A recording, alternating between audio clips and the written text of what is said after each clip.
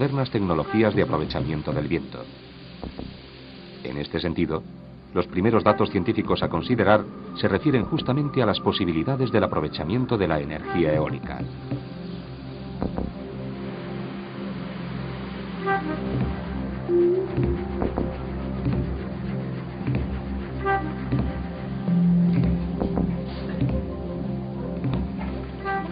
En España se han venido realizando mediciones eólicas que permitan establecer el potencial energético que es capaz de generar el viento.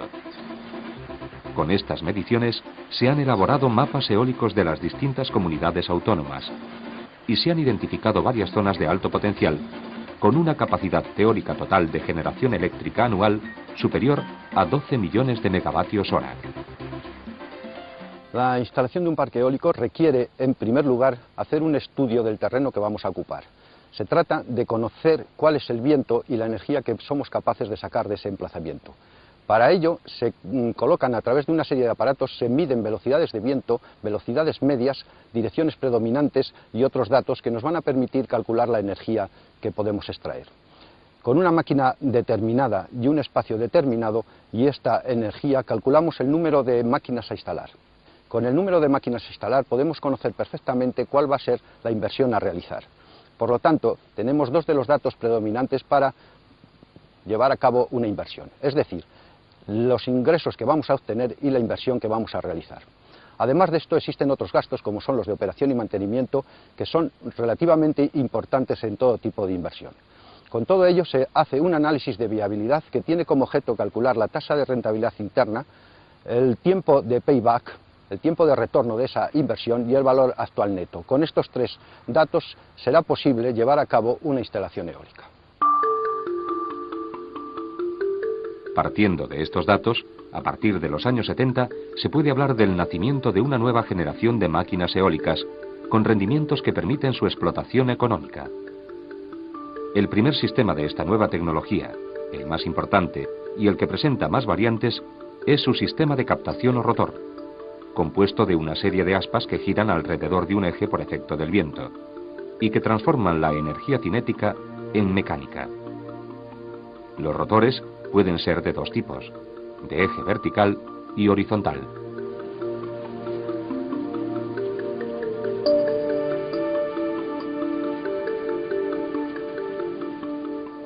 De eje vertical es el rotor Savonius, compuesto por dos semicilindros colocados a cierta distancia uno del otro, de manera que el aire puede circular entre ellos. Se trata de un dispositivo sencillo, de fácil construcción y en general de pequeña potencia. El rotor Darrieus consta de dos o tres aspas en forma de parábola, unidas a un eje vertical por sus extremos. A pesar de no poder ponerse en marcha solo, es uno de los rotores de eje vertical más avanzados. El rotor Gironil es básicamente semejante al Darrieus, con la particularidad de que sus aspas modifican automáticamente su inclinación en función de la dirección del viento, lo que produce un mejor rendimiento, además de arrancar solo, sin ayuda. Los rotores de eje horizontal, posteriores en el tiempo, están formados generalmente por dos o tres aspas y tienen un rendimiento aerodinámico mayor, pero necesitan un viento con una velocidad relativamente elevada para que comiencen a funcionar, del orden de 5 metros por segundo. Nuestro aerogenerador AE46, certificado por el Germanische Joyce como clase 1, incorpora un rotor de 46 metros de diámetro. Este rotor puede girar a dos tipos de revoluciones, 25.6 revoluciones por minuto en la velocidad alta y 17 revoluciones por minuto en la velocidad lenta.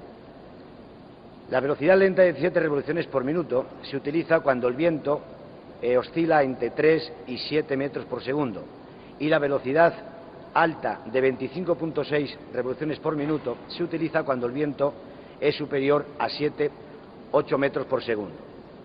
La potencia nominal, el aerogenerador la consigue con una velocidad de viento del orden de unos 13-14 metros por segundo. Con esta velocidad de viento, el aerogenerador está en su potencia nominal de 660 kilovatios. Para hacernos una idea, estos 660 kilovatios, si consideramos que en una familia la potencia instalada en una vivienda puede ser del orden de 4,4 kilovatios, significaría que el aerogenerador a plena potencia, 660 kilovatios, podía alimentar a unas 150 viviendas. El análisis comparativo del rendimiento de los distintos tipos de rotores nos ilustra gráficamente cómo desde los molinos tradicionales los rotores han ido acercando su rendimiento al considerado óptimo o ideal. Ya hemos visto cómo los molinos tradicionales habían de ser orientados manualmente frente al viento. En las modernas máquinas eólicas se emplean dos sistemas.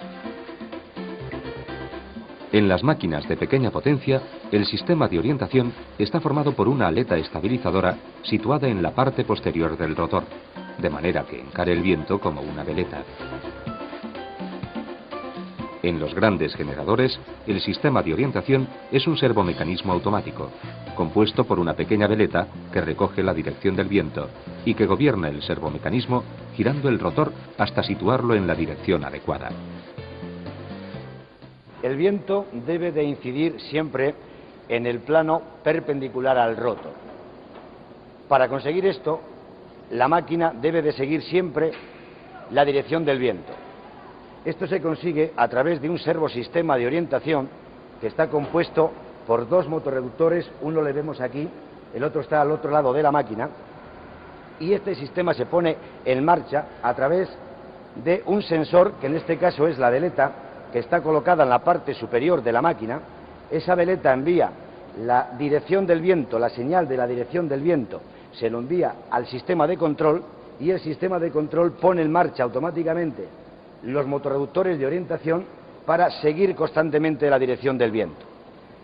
Previamente a liberar los sistemas de orientación, los motorreductores, es necesario abrir unas pinzas freno hidráulicas que bloquean la orientación de la máquina, y cuando se ha producido esta abertura de las pinzas hidráulicas, automáticamente se pone en marcha el sistema de orientación para seguir constantemente la dirección de la veleta.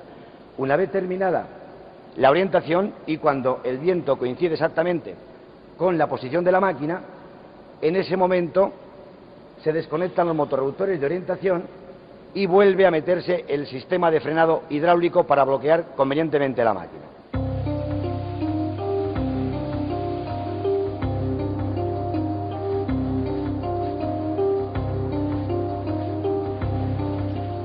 Para un mejor rendimiento, las máquinas eólicas precisan mantener más o menos constante su velocidad de rotación, corrigiendo las variaciones en la velocidad del viento y parando de rotar cuando su velocidad supere los límites de seguridad.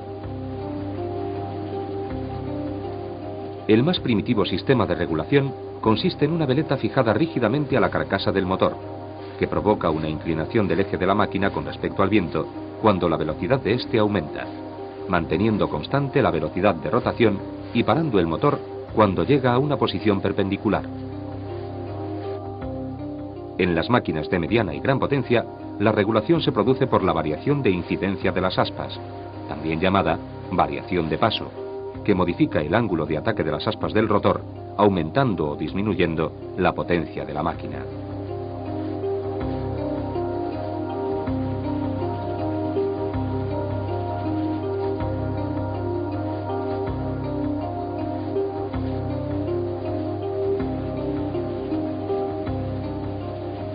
El aerogenerador incorpora varios sistemas de control desde el punto de vista de las seguridades del mismo. Debemos tener en cuenta que el rotor es un rotor de 46 metros de diámetro que gira a una velocidad de 25 vueltas por minuto y que en determinadas situaciones de la máquina debe de pararse.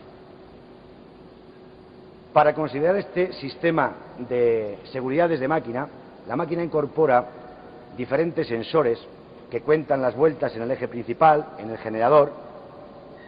Estos sensores introducen al sistema de control todos los datos de temperaturas del multiplicador, de temperaturas del generador, de la central hidráulica, en fin, un conjunto de sensores que envían sus señales al sistema de control, y este sistema de control, a través del programa que tiene introducido, responde ante estas señales, dando unos parámetros a la máquina que van a actuar sobre los sistemas de seguridad de la misma.